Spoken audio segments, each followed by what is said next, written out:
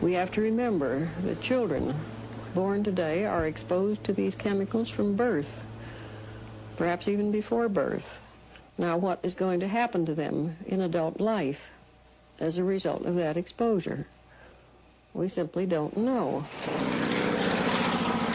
These sprays, dusts, and aerosols are now applied almost universally to farms, gardens, forests, and homes.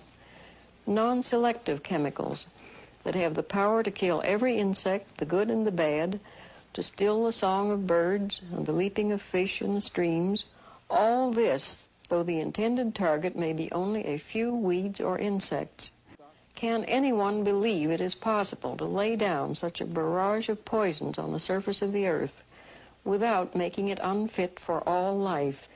While Carson didn't contend that chemical insecticides must never be used, she faced harsh opposition. The major claims in Miss Rachel Carson's book, Silent Spring, are gross distortions of the actual facts, completely unsupported by scientific experimental evidence and general practical experience in the field. If man were to faithfully follow the teachings of Miss Carson, we would return to the Dark Ages, and the insects and diseases and vermin would once again inherit the earth.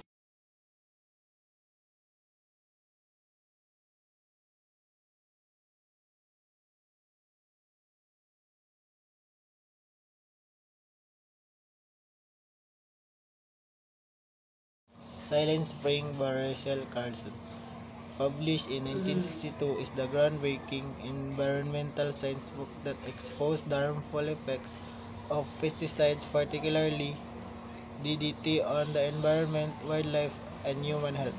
Carson meticulously documented how widespread pesticide use was causing ecological devastation, including decline of bird population and the contamination of soil, water, and air. Carson argued that the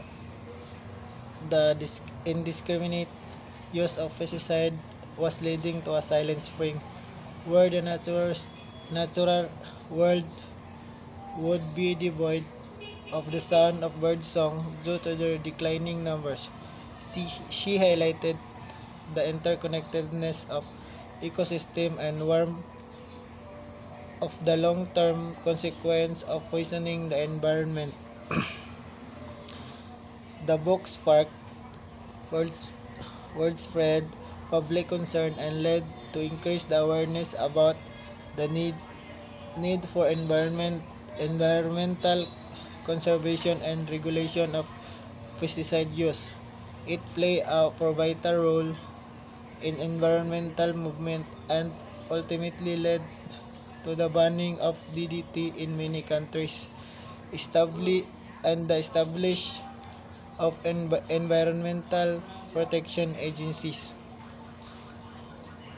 Silent Spring remains seminal work in environmental literature, inspiring generation of activists and scientists to advocate the healthier and more established relationship between humanities and natural world.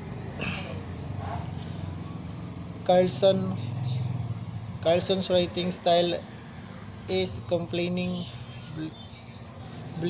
blending scientists in evidence for.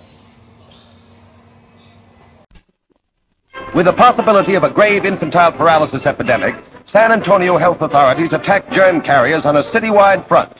With war-discovered DDT and special sprayers, sections of the city are literally fogged with the insecticide in the fight to stop the spread of polio.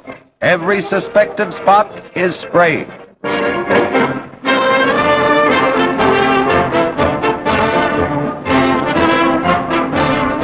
The drastic cleanup is ordered as polio and allied diseases show alarming increase.